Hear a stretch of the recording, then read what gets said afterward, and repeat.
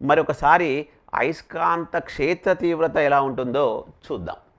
అయస్కాంత క్షేత్ర తీవ్రతను గుర్తించాలన్నా కూడా మళ్ళీ మనము మొదటికే రావాల్సిందే. ఇది ఒక దండయస్కాంతం. దీంట్లో ఉత్తర ధ్రువం అంటే నార్త్ పోల్, దక్షిణ ధ్రువం అంటే సౌత్ పోల్. ఉత్తర ధ్రువము, దక్షిణ ధ్రువము, తర్వాత ఇది మధ్య బిందువు అనుకుంటే మనము ఇప్పుడే చెప్పాను, అయస్కాంతము చుట్టూ బలరేఖలు ఉన్న పరిధిని మనం ఏమంటున్నాం? అయస్కాంత క్షేత్రము అంటున్నాం. ఇదంతా ఏంటి? అయస్కాంత క్షేత్రము. అయస్కాంత క్షేత్రము ఎంతవరకు బలరేఖలు పరిధి ఉందో ఆ పరిధి మొత్తాన్ని మనం ఏమంటున్నామంటే అయస్కాంత క్షేత్రము అంటున్నాం. ఇప్పుడు అయస్కాంత క్షేత్రంలో మనము ఏముంటాయని చెప్పుకున్నాం? అయస్కాంత బలరేఖలు ఉంటాయని చెప్పుకున్నాం. ఇవన్నీ అయస్కాంత బలరేఖలు. ఈ అయస్కాంత బలరేఖల నుంచే మనం అయస్కాంత అభివాహాన్ని గురించి మాట్లాడుకున్నాం. ఇవన్నీ అయస్కాంత బలరేఖలు. ఇవి మనకు కనబడవు, డాటెడ్ లైన్స్లో చూపిస్తాం. అయితే ఈ అయస్కాంత బలరేఖలు, ఈ అయస్కాంత బలరేఖల యొక్క తీవ్రత, అయస్కాంత బలరేఖల యొక్క తీవ్రత, అవి ఎంత తీవ్రతతో ఉన్నాయి అంటే ధ్రువాల వద్ద ఎక్కువగా ఉందా, ఇక్కడ ఎక్కువ ఉందా, ఎక్కడ ఎక్కువ ఉంది, అదంతా ఎవరు చెప్తారంటే అయస్కాంత క్షేత్ర తీవ్రత చెప్తుంది. అయస్కాంత క్షేత్ర తీవ్రత, అయస్కాంత క్షేత్ర తీవ్రత. అయస్కాంత క్షేత్ర తీవ్రత అంటే ఇప్పుడు చెప్పాను, హెచ్ మ్యాగ్నెటిక్ ఫీల్డ్ ఇంటెన్సిటీ. అయస్కాంత క్షేత్ర తీవ్రత మనం దేంతో రిప్రజెంట్ చేస్తున్నాం? హెచ్. అంటే ఏంటిదంటే ఒక అయస్కాంత బలరేఖలు అంటే మ్యాగ్నెటిక్ ఫీల్డ్ లైన్స్, అయస్కాంత బలరేఖలు యొక్క బలరేఖల యొక్క తీవ్రత ఏ విధంగా ఉన్నదో, ఏ విధంగా ఉన్నదో తెలియజేసేది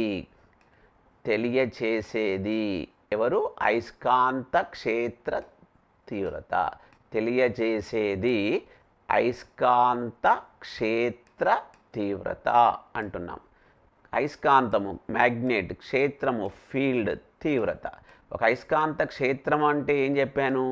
అయస్కాంత బలరేఖలు ఎంతవరకు అయస్కాంతం చుట్టూ ఆవరించి ఉన్నాయో, పరిధిలో ఉన్నాయో, ఆ పరిధిని మనము అయస్కాంత క్షేత్రం అన్నాము. కానీ అయస్కాంత బలరేఖల నుంచి వాటి యొక్క స్ట్రెంగ్త్, వాటి యొక్క తీవ్రత ఎలా ఉందో ఎవరు చెప్తారంటే అయస్కాంత క్షేత్ర తీవ్రత చెప్తారు. మరి ఈ అయస్కాంత క్షేత్ర తీవ్రతకి అయస్కాంత అభివాహ సాంద్రతకి ఉన్న సంబంధము అడిగాడు మనల్ని.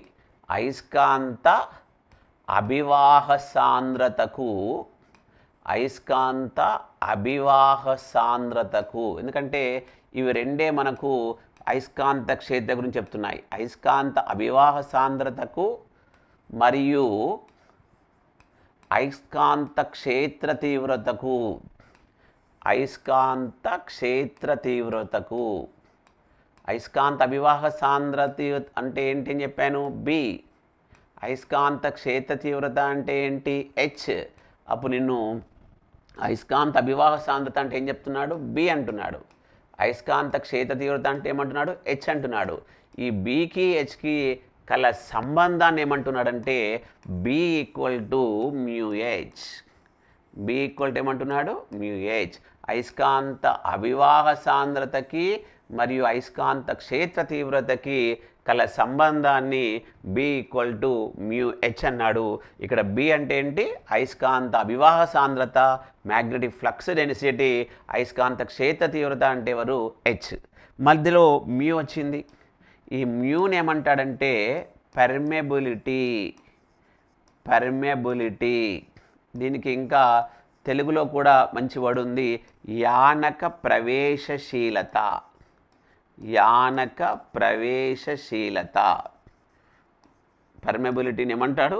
యానక ప్రవేశశీలత అంటున్నాడు. ఈ పర్మెబిలిటీ మ్యూ అంటే ఏంటి అంటే మళ్ళీ mu naught into mu r అంటున్నాడు. మ్యూ అంటే ఏంటి? Mu naught into mu r. అది ఫార్ములా. మళ్ళీ అప్పుడు ఈ పర్మెబిలిటీ యానక ప్రవేశశీలత యొక్క యూనిట్స్ ఏంటి అంటే హెన్రీ పర్ మీటర్. దాని యొక్క యూనిట్స్ ఏంటి? Henry per metre. మ్యూనాట్ అంటే చాలా వరకు ఇంగ్లీష్లోనే అడుగుతున్నాడు. అబ్సల్యూట్ పర్మెబిలిటీ, అబ్సల్యూట్ పర్మెబిలిటీ అన్నాడు. దీనికి కూడా తెలుగులో అయితే పదం ఉంది ఏంటంటే శూన్యేతర యానక ప్రవేశశీలత. శూన్యేతర యానక ప్రవేశశీలత, శూన్యేతర యానక ప్రవేశశీలత. శూన్యేతర యానక ప్రవేశశీలతని అబ్సల్యూట్ పెర్మెబిలిటీ అన్నాం. ఇది ఒక కాన్స్టెంట్, ఖచ్చితంగా గుర్తుంచుకోవాలి. 4π × 10⁻⁷ హెన్రీ పర్ మీటర్. దీని యొక్క విలువ ఎంత? 4π × 10⁻⁷ హెన్రీ పర్ మీటర్. మ్యూనాట్ అంటే ఏంటి? అబ్సల్యూట్ పెర్మెబిలిటీ, శూన్యేతర యానక ప్రవేశశీలత. అదేవిధంగా ఇంకొక టర్మ్ వచ్చింది మ్యూఆర్. దీన్ని సాపేక్ష ప్రవేశశీలత అంటున్నాడు. సాపేక్ష ప్రవేశశీలత. సాపేక్ష ప్రవేశశీలత అంటే ఏంటి? మ్యూఆర్. ఈ సాపేక్ష ప్రవేశశీలత ఈ ఫార్ములా చూడండి ఒకసారి. యానక ప్రవేశశీలత అంటే మ్యూ, శూన్యేతర యానక ప్రవేశశీలత అంటే మ్యూనాట్, సాపేక్ష ప్రవేశశీలత అంటే మ్యూఆర్. ఆ మూడిటికి మధ్య సంబంధం ఏంటి? Mu equal to mu naught into mu R. అప్పుడు ఈ ఫార్ములా నుండి, ఈ సూత్రం నుంచి మనకు మ్యూఆర్ని ఎలా రట్టే అంటే mu R equal to mu by mu naught. Mu R అంటే ఏంటి? Mu by mu naught. ఇది ఒక నిష్పత్తి, ఒక రేషియో. ఇది ఒక నిష్పత్తి, ఒక రేషియో కాబట్టి దీనికి ఎలాంటి ప్రమాణాలు అనేవి ఉండవు. ప్రమాణాలు ఉండవు, నో యూనిట్స్, ప్రమాణాలు లేవు. అదొక నెంబర్, అదొక నెంబర్ అన్నాం కాబట్టి దానికి ఒక రెఫరెన్స్ లాగా తీసుకోవడానికి ప్రయత్నిస్తాం. గాలిలో అంటే ఎయిర్లో, గాలిలో ఈ మ్యూఆర్ విలువ 1. గాలిలో మ్యూఆర్ విలువ ఎంత? 1. ఇవన్నీ మనల్ని రకరకాల అడిగిన క్వశ్చన్స్. ఒక అయస్కాంత అభివాహ సాంద్రత అంటే బి మరియు అయస్కాంత క్షేత్ర తీవ్రత హెచ్లకు కల సంబంధము. అయస్కాంత అభివాహ సాంద్రతకు మరియు అయస్కాంత క్షేత్ర తీవ్రతకు సంబంధము, రిలేషన్ ఏంటి అంటే బి ఈక్వల్ టు మ్యూహెచ్. ఆ బి ఈక్వల్ టు మ్యూహెచ్లో మనం ఖచ్చితంగా ఇవన్నీ గుర్తుపెట్టుకోవాలి. మ్యూ అంటే ఏంటి? పెర్మెబిలిటీ అన్నాడు, యానక ప్రవేశశీలత. ఆ మ్యూకు మళ్ళీ ఫార్ములా చెప్పాడు, మ్యూనాట్ ఇంటూ మ్యూఆర్. మ్యూనాట్ అంటే శూన్యేతర యానక ప్రవేశశీలత. ఇది ఒక కాన్స్టెంట్. దీని విలువ 4π × 10⁻⁷ హెన్రీ పర్ మీటర్. మ్యూఆర్ అంటే సాపేక్ష ప్రవేశశీలత. Mu R formula mu by mu naught. దీనికి ఎలాంటి ప్రమాణాలు ఉండవు, ఎందుకంటే అది ఒక నిష్పత్తి, అది ఒక నిష్పత్తి. మరి గాలిలో దాని విలువ ఎంత అంటే 1. గాలిలో దాని విలువ ఎంత? 1. ఒకవేళ మనము ఈ బి ఈక్వల్ టు మ్యూహెచ్ అనే ప్రశ్నని గాలిలో తీసుకున్నప్పుడు బి ఈక్వల్ టు మనం ఏమని చెప్పాలి? Mu naught H. B equal to mu naught H. Students, ఇది అయస్కాంత క్షేత్రం గురించి మాట్లాడడానికి మనం నేర్చుకున్న 2 అయస్కాంత క్షేత్ర యొక్క మన టర్మ్స్ అన్నాడు. ఏంటివది? అయస్కాంత అభివాహ సాంద్రత, అయస్కాంత క్షేత్ర తీవ్రత. ఏమన్నాడు అసలు? అయస్కాంత క్షేత్రము అంటే ఏం చదువుకున్నాం మనం చూడండి.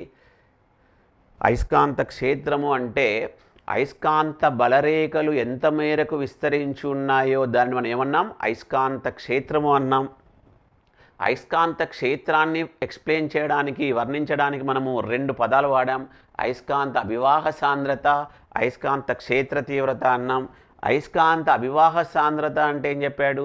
నిర్దిష్ట వైశాల్యము గుండా ప్రవహించినటువంటి అయస్కాంత అభివాహాన్ని మనము అయస్కాంత అభివాహ సాంద్రత అన్నాం. ఇక్కడ చాలా ఇంపార్టెంట్ చెప్పాను. అయస్కాంత అభివాహ సాంద్రతకు ఒక ఫార్ములా ఏంటంటే 5/A. 5 అంటే ఏంటి? అయస్కాంత అభివాహము. అయస్కాంత అభివాహం యొక్క ప్రమాణాలు వెబర్స్. ఏ అంటే వైశాల్యము, దాని యొక్క ప్రమాణాలు మీటర్ స్క్వేర్. అయస్కాంత అభివాహ సాంద్రతకి SI units tesla, MKS units weber per metre square, CGS units gauss. ఆ టెస్లాకి గాస్కి రిలేషన్ సంబంధం ఏంటంటే 1 టెస్లా ఈక్వల్ టు 10⁴ గాస్ అని నేర్చుకున్నాం. దాని తర్వాత మనం అయస్కాంత క్షేత్రం నుంచి అయస్కాంత క్షేత్ర తీవ్రతకు వచ్చాం.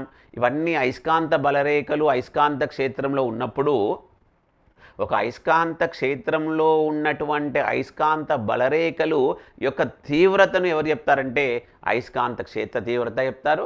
దాన్ని మనం మ్యాగ్నెటిక్ ఫీల్డ్ ఇంటెన్సిటీ అంటాం. దాన్ని హెచ్తో రిప్రజెంట్ చేశాం. ఇక చాలా చాలా ఇంపార్టెంట్ అంటే హెచ్ యొక్క యూనిట్స్ ఏంటి అంటున్నాడు. Answer ampere per metre. H యొక్క యూనిట్స్ ఏంటి? ఆంపియర్ పర్ మీటర్ అన్నాడు. అదేవిధంగా ఈ అయస్కాంత అభివాహ సాంద్రతకి అయస్కాంత క్షేత్ర తీవ్రతకి గల సంబంధాన్ని B = μH అన్నాడు. మళ్ళీ మ్యూ అంటే పెర్మెబిలిటీ అన్నాడు. మ్యూ0 × μr. ఆ యానక పెర్మెబిలిటీ యొక్క యూనిట్స్ ఏంటి అంటే హెన్రీ పర్ మీటర్ అన్నాడు. μ0 ఖచ్చితంగా మనం గుర్తుంచుకోవాలి. అదొక కాన్స్టెంట్, అదొక స్థిరాంకము. దాని విలువ 4π × 10⁻⁷. అసలు μ0ని తెలుగులో ఏమంటారంటే శూన్యేతర యానక ప్రవేశశీలత, ఇంగ్లీష్లో అబ్జల్యూట్ పెర్మెబిలిటీ అంటారు. μr అంటే సాపేక్ష ప్రవేశశీలత, దీన్నే ఇంగ్లీష్లో రిలేటివ్ పెర్మెబిలిటీ అంటారు. ఈ సూత్రం నుంచి μ = μ0 × μr నుంచి మనము μr అంటే μ/μ0 అని నేర్చుకున్నాం. అక్కడ అదొక నిష్పత్తి కాబట్టి దానికి ఎలాంటి ప్రమాణాలు ఉండవని నేర్చుకున్నాం. అది అయస్కాంత క్షేత్రం గురించి డిస్కస్ చేశాం. మరి ఇవన్నీ థియరిటికల్ అడిగాడు. ఒకవేళ ఇలాంటి క్షేత్రంలో ఒక న్యూమరికల్స్ అడగాలంటే ఎలా డిస్కస్ చేస్తాడో చేద్దాం ఇప్పుడు.